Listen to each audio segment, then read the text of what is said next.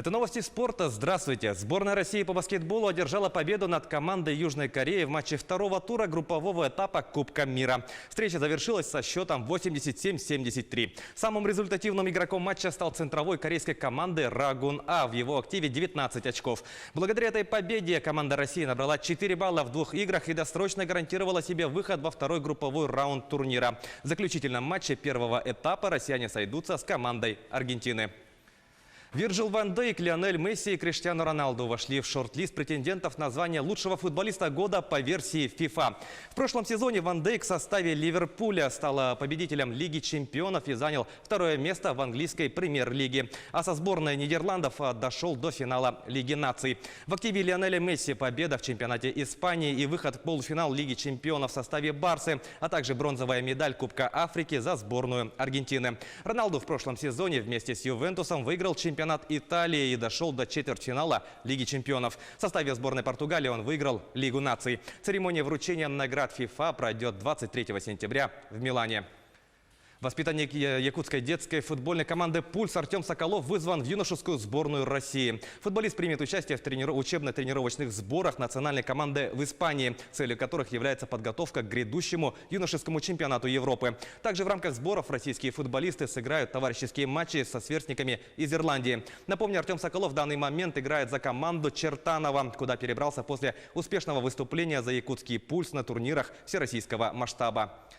Юные футболисты из Якутии отправились в Анапу для участия в финальном этапе международного фестиваля «Большие звезды светят малым». В честь республики на соревнованиях будут защищать две команды, состоящие из воспитанников мини-футбольного клуба «Заря» 2010-2011 годов рождения. «Большие звезды светят малым» – это ежегодные соревнования, которые проходят под патронатом известных российских футболистов и тренеров. Команды из Якутии выступят в дивизионе полузащитника Санкт-Петербургского «Зенита» Александра Ерохина.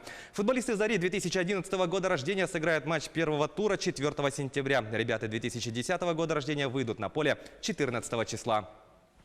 В Нерингре прошло открытое первенство по автокроссу. Соревнования были посвящены Дню шахтера. Подробнее в материале Екатерины Павловой.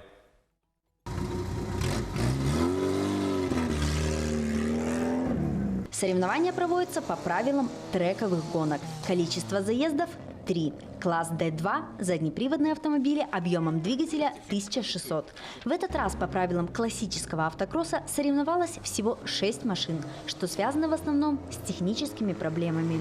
Так как машин мало, в этот раз мы сделали не как обычно по 4 машины на старте стоят, а по 3 машины. Так, только из-за отсутствия гонщиков. В этом году заявился один новичок на соревнования. Ралли – не самое приятное и простое действие для транспорта. Авто разбиваются, да и сами водители могут пострадать. Основной состав участников – костяк, сложившийся годами. Никита Машков принимает участие в соревнованиях больше 5 лет.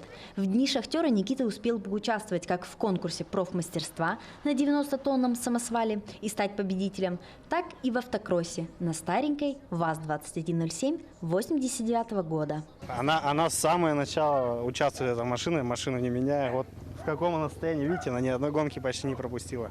Много призовых мест заняла. И каждый год у нас по 4 соревнования. Уже, наверное, лет 5.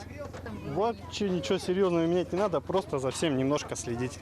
Немножко уделять машине внимание и все. Как бы поездили, пообщались, общие интересы какие-то. Вот. В соревнованиях 4 заезда. Стартуют одновременно по 3 участника, что добавляет кроссу зрелищности. Победителей определили по наибольшей сумме очков. Организаторы поздравили участников с удачным финишем, вручив заслуженные награды. Екатерина Павлова, Захар Головин, Нерингре. К этому часу это все спортивные новости. Мы продолжаем следить за событиями в жизни якутского и российского спорта.